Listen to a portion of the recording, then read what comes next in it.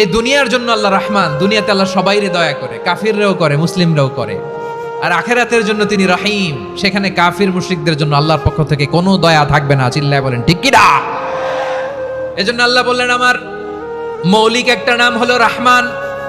আল্লাহর পরে অন্য কোন নাম দিয়ে যদি তোমরা আমার নাম প্রকাশ করতে চাও, জপতে চাও, ডাকতে চাও, তোমরা রহমান নামে ডাকো। রব্বুল আলামিন ইরশাদ করেন কুলিদুল্লাহ আও ইদউর রহমান আইয়াম্মা তাদউ ফালাহুল আসমাউল হুসনা। আমাকে আল্লাহ নামে ডাকো কিংবা আমি আল্লাহকে রহমান নামে ডাকো, যে নামেই ডাকো না কেন আমার আছে অনেকগুলো সুন্দর সুন্দর নাম। যে নামেই ডাকো আমি শুনি, ডাকলেই আমি সাড়া দেই। সকালে ডাকলেও সাড়া দেই, দুপুরে ডাকলেও সাড়া দেই, মাঝ রাতেও যদি আমরা বিপদে পড়ি ডাকলে আমাদের ডাকে সাড়া দেয় কে? সবাই বলুন তো, সাড়া দেয় কে? আবার বিশ্বনবী যখন মক্কায় দাওয়াত দিচ্ছিলেন, তিনি মাঝে মাঝে আল্লাহর নাম বলছিলেন, মাঝে মাঝে তিনি রহমান নাম বলছিলেন।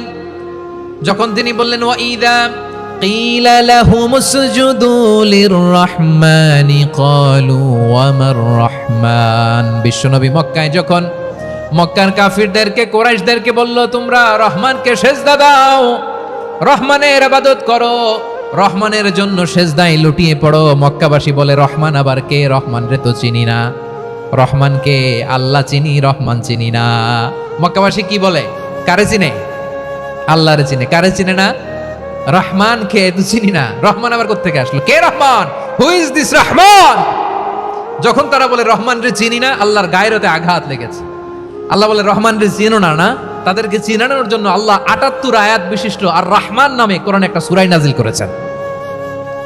যখন মক্কার কুরাইশরা বলে আল্লাহ চিনি, রহমান চিনি না, আল্লাহ বলে রহমান রে চিনো না, তাহলে চিনে নাও রহমান নামে। তিনি ৭৮ আয়াত বিশিষ্ট কালামুল্লাহ মাজিদে একটা গোটা সূরাই নাজিল করে দিয়েছেন। তিনি নাজিল করলেন আর রহমানু আল্লামাল কুরআনা খালাকাল ইনসানা আল্লামাহুল বায়ান।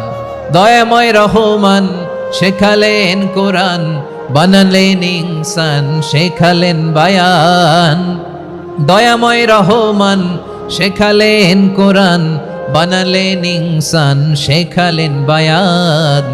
দয়াময় রহমান শেখালেন কোরআন, বানালেন ইনসান, শেখালেন বায়ান। পড়েন আল্লাহু আকবার।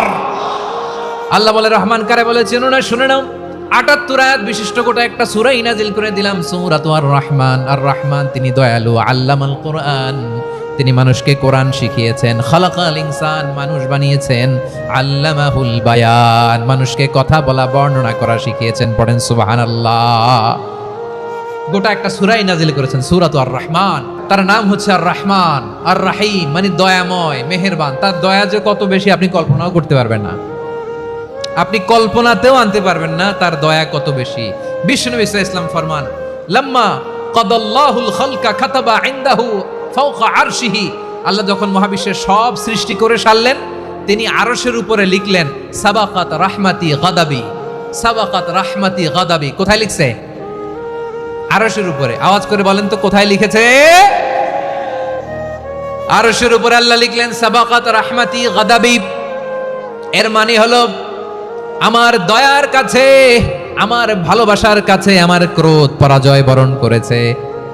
আমার দয়ার কাছে আমার রাগ কিংবা ক্রোধ পরাজয় বরণ করেছে। মানে আমি আল্লাহর দয়া আছে, আবার আমি আল্লাহর ক্রোধ বা রাগ আছে, কিন্তু আমি আল্লাহর রাগের চেয়ে দয়া বেশি।